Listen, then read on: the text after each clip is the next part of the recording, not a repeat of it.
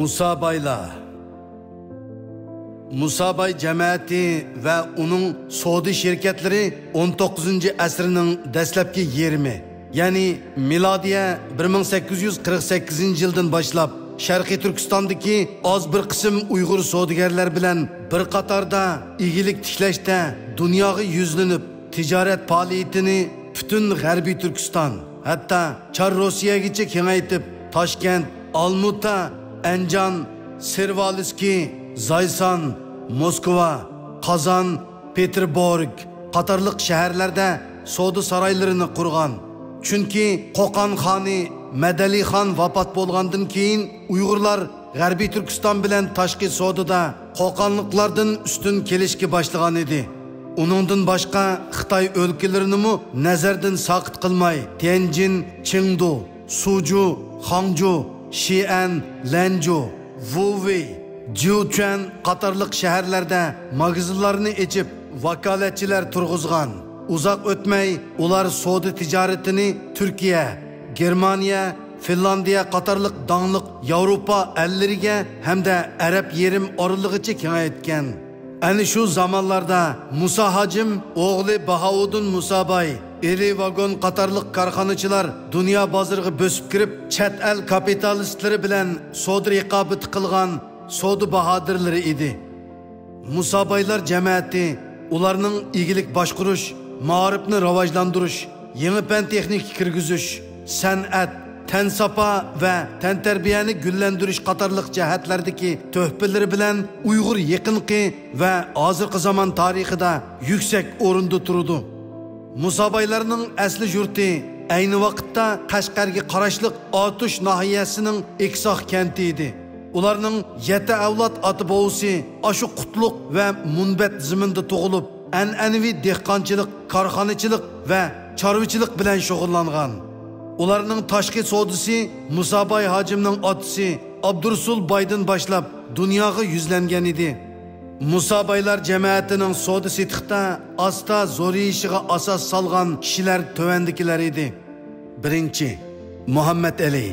Milodiya 1759 yili Manching xonligi butun Sharqiy Turkistonni ishg'ol qilgandan keyin Muhammad Ali Bay 1760 yili tijoratini to'xtatib, oxirgi umrigacha dehqonchilik bilan shug'ullangan.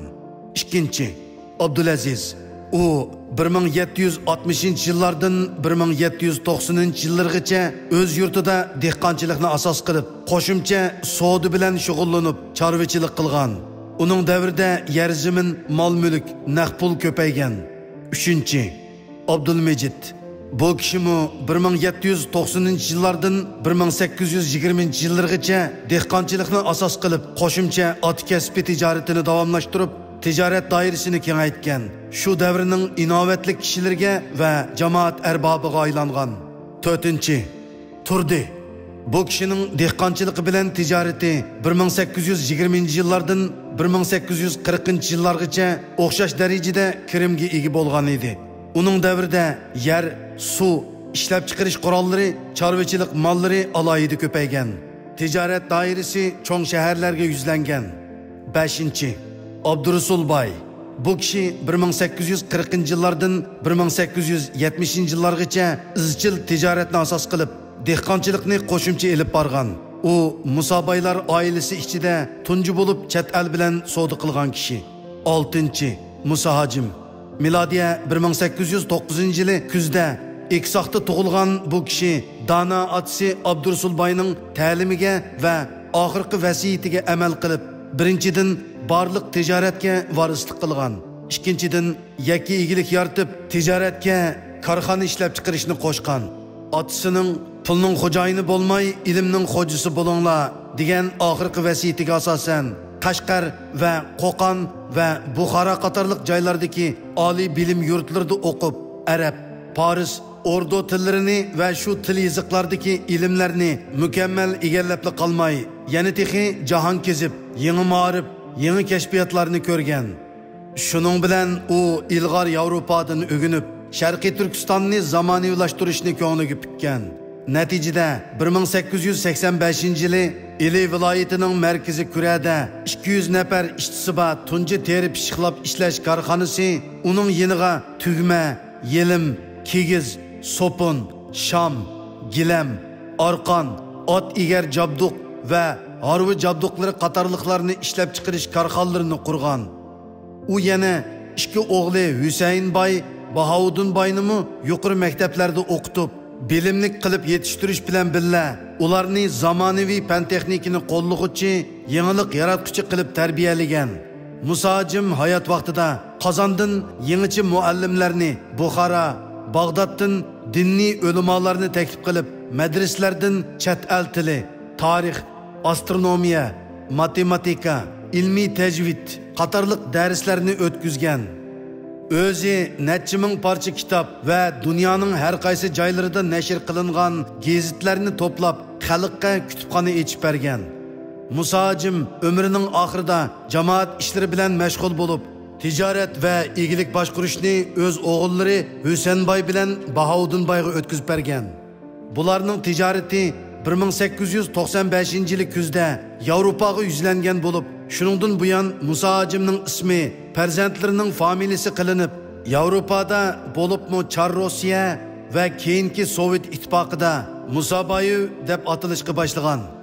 Aka-uka Musaboylar 1895-yil kuzda G'o'lji shahrida Musaboy birodarlari shirkati nomli bosh tijoratxonani qurib, ilgari Urumchi, Qashqar, Ili, Oltoy, Cho'chak, Xotan, Yakan, Qorashahar, Kucha, Qog'iliq, Guma, Maralveshi, Oqsu, Shixo, Manas qatorliq joylarda turg'izgan savdo xodimlari va qurgan savdo do'konlari asosida bu joylarda sho'ba shirkatlarni qurib, tijoratni har qaysi nahiya bozorlaridan tog'liq rayonlardagi chorvachilar orasigacha kengaytgan. Musa Hajim 1895-yili vafot bo'lgandan keyin Husaynboy bilan Bahovuddin boy uning kasbiga varislik qilib, teri zavodini davomli taraqqiy qildirgan. Bo'libmi, ular Germaniyadan zamonaviy uskunalarni setib olgandan keyin ularning mahsulotlari xalqaro bozoriga kirishga boshlagan. Char Rossiya hukumati uzun yilgacha harbiy otning egar jabduqlari, qilichdan, somka va harbiy harbiy jabduqlarini Musaboylardan setib olgan. Keyincha Musa Hajim qurgan chorvachilik korxonasi taraqqiy qilib, yerlik juva, hatto harbiy juva ishlab chiqarishga qarab yuzlangan. 19-asrning oxiridan toki 1917-yil kuzdagi Rossiya oktyabr inqilobigacha bu korxona Char Rossiya armiyasini 1919-yildan 1944-yilgacha Sovet Qizil armiyasini 1944-yili 11-oydan toki 1949-yili 11-oygacha Sharqiy Turkiston Jumhuriyati Milliy armiyasini ko'n xurumdan ishlangan har xil harbiychi lozimatliklar bilan ta'minlagan. Miladiya 1917-yildagi oktyabr inqilobidan keyin Husaynboy Hajim bilan Bahovuddin boylar Sovet ittifoqi bilan dadil savdo qilgan. 1923-yili Bahovuddin boy Moskvaga berib, Sovet ittifoqi rahbarlaridan Kalinin bilan ko'rishib, Sovet ittifoqi bilan savdo aloqasi o'rnatgan. Husaynboy 1926-yili, Bahovuddin boy 1928-yili vafot bo'lgan bo'lsa-mu, ammo teri zavodi ishlab chiqarishdan to'xtab qolmay 1949-yilgacha erkin ishlab chiqarish bilan shug'ullanib, Sharqiy Turkiston, Xitoy va boshqa xalqaro bozorlarni mahsulotlari bilan davomli qamdab turgan. Musaboylarning zamonaviy teri zavodi nurg'un qiyinchiliklarni yengib qurilgan bo'lib, unchula osonga to'xtamagan. Musaboy Hajimning cho'ng o'g'li Husaynboy Haji 1909-yildan boshlab zavodni o'zi boshqarib kelgan. 1926-yili Husaynboy Haji G'o'ljida vafot bo'lgandan keyin uning o'g'li Sobit apandi 1933-yilgacha, uningdan keyin Mijit apandi 1938-yilgacha, uningdan keyin Talat apandi 1950-yilgacha, 1950-yildan 1955-yilgacha Mijit apandi, Abdulaziz, Ismoil, Abduqayyum apandilar boshqarib kelgan. 1955-yili zavod hukumat bilan xususiylar sherikchiligiga o'zgargan. Mijit Abduqayyum apandilar xususiylar tarafining zavod boshlig'i bo'lgan. Keyincha bu zavod butunlay Xitoydagi davlat egiligidagi zavodga aylanib, Ili Ko'nxurum zavodi deb atalgan. 90 yildan ortiq issiq so'g'oqlarni beshidan o'tkazgan bu donglik zavod 2000-yillarning beshida cheqib tashlangan.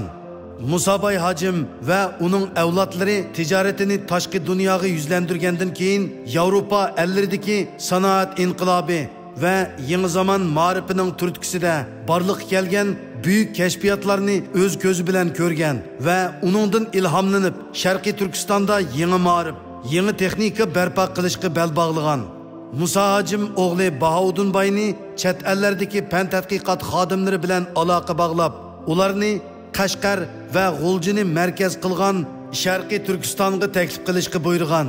Natijada 1870-yili Bahoudinbay Char Rossiyaga qarashliq Qozon shahridan 3 nafar tatar muallimni Qashqarga taklif qilgan. Ular xonliq madrasada diniy darsdan sirt til, hisob, adabiyot, jug'rofiya va arab, faris tillaridan dars bergan.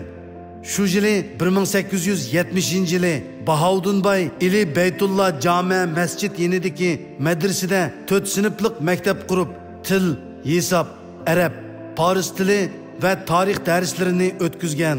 Qashqardagi fan o'qitish maktabi Badavlat Yoqubbekning hokimiyati davom qilgan 6 yillardan toki 1880-yillargacha davom qilgan.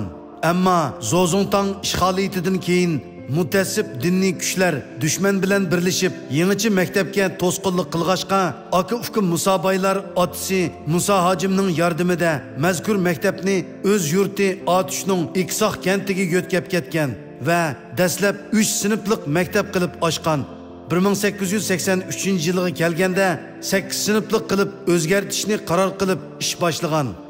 1885-yili koridorluq ko'rkam silingan 8 sinflik o'qitish binosi, 32 eg'izlik o'quvchilar yotiqi, zal, 2 eg'iz oshxona, mulozimat do'koni, uy, 5 mo'liq bog', 6 mo keladigan tantarbiya maydoni, tosh munchiba maktab bitib o'qish boshlagan. Bu maktabga Maktabi Husayniya deb nom berilgan. 1913-yili mazkur maktab Turkiyadan Ahmet Kamal qatorliq 7 nafar muallimni o'qituvchilikka taklif qildi.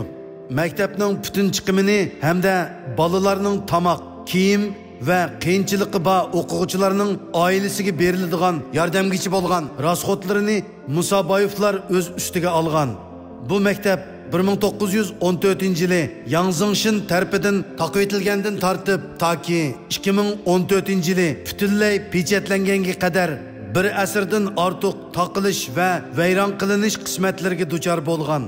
Qisqasi, Uyg'ur hozirgi zamon ma'rifining bo'shiki, yangi ma'rifning ona makoni atalgan Iksoq Husayniya boshlang'ich maktabi 1883-yili 10-oyda aka-uka Musabaylarning kuchlik iqtisodiy yordami bilan Ustun Atush yezisining Iksoq kentida qurilib 2013-yilga qadar 130 yillik shalliq musofini besib o'tib, ma'rifat mashilini o'chirmay kelgan edi. O'tgan 130 yilda Iksoq Husayniya boshlang'ich maktabi Uyg'ur ma'rif tarixida isyonkor sifatida Uyg'urlarning saposi hamda taraqqiyotiga to'salg'i bo'layotgan xurofotlik, nadonlik kishilarini pachoqlab tashlashga jur'at qilgan. Ham bu yo'lda butun Sharqiy Turkistonda yangi maktab qurish harakatini maydonga keltirgan edi. Sharqiy Turkistonning hukumat axborot to'rlaridan oshkorlanishicha 2006-yil kuzdan Iksoq Husayniya boshlang'ich maktabida tayyorlik sinf o'quvchilaridan boshlab Xitoycha dars o'tilayotgan bo'lib, 2007-yildan e'tiboran Atush shahridagi barliq boshlang'ich maktablar tayyorlik sinfdan boshlab butunlay xitoylashtirish qaror qilingan. Yangilik ma'rif harakatining ul salg'uvchilari bo'lgan aka-uka Musabaylardan boshlangan ma'rifatchilik harakati keyincha butkul Sharqiy Turkistonga tarqalgan. Iksoqda yana keyin qurilgan Habibzoda Daril Mualliminmi Sharqiy Turkistonning janubidagi milliy ma'rifimizga yadroliq kuch bergan edi. Cho'chak, Ili, Turpan, ve Ürümchidagi milliy ma'rif oqartish harakatlarimizmi ana shundoq o't yurak boylarimizning ko'plab iqtisod ajratishi bilan bo'lgan edi. Abduxoliq Uyg'ur bilan azaldan bir sapda minib kelayotgan muhitilar jamiyatidan Maqsud Muhiti, Mahmud Muhiti va Gosul Muhitilarmi ana shu Akifki musobaylarning davomi edi. Undan boshqa Akifki musobaylar 19-asrning boshlarida matba Xurshid Matbaa Nur nomli tosh matbaani kirgizib, shoir Tajalli va Qutlug' Shavqiyning ishiltishiga bergan. Ular yana ili kuradimu tosh matbaa qurgan. Ayni vaqtda musobaylar yana Sharqiy Turkistonda yozilgan tarix, adabiyot va diniy asarlarni o'z xarajati bilan Toshkentda bostirib, Namrat avomga haqsiz tarqatgan edi. Musobaylar buninglik bilan qanoatlanib qolmay, Rossiya, Türkiye, Germaniya va Livanға bir qancha qaror o'quvchi avatgan. Demak, ular dastlab chet ellardan o'qituvchi taklif qilgan bo'lsa, keyin chet elga o'quvchi chiqarib, o'qituvchi tarbiyalagan. Musa Hajim 1895-yili Qashqarda vafot bo'lgan. Vafot bo'lish oldida o'g'illari Husaynboy, Bahovuddinboyga maktab ochib bola o'qitinglar, xarajatni zakotdan chiqaringlar. Yetmese umumiy iqtisoddan ajirtinglar deb vasiyat qoldirib ketgan. Husaynboy bilan Bahovuddinboy o'z o'g'illaridan Sabit apandi, Abdulaziz apandi, Ismoil apandi, Ablahay apandi, Mijit apandi, Abduqayyum apandi, Ablat apandi, Talat apandi, Fukrat apandi qatorliqlarni Turkiya, Rossiyalardagi oliy bilim yurtlariga o'qishga avatgan.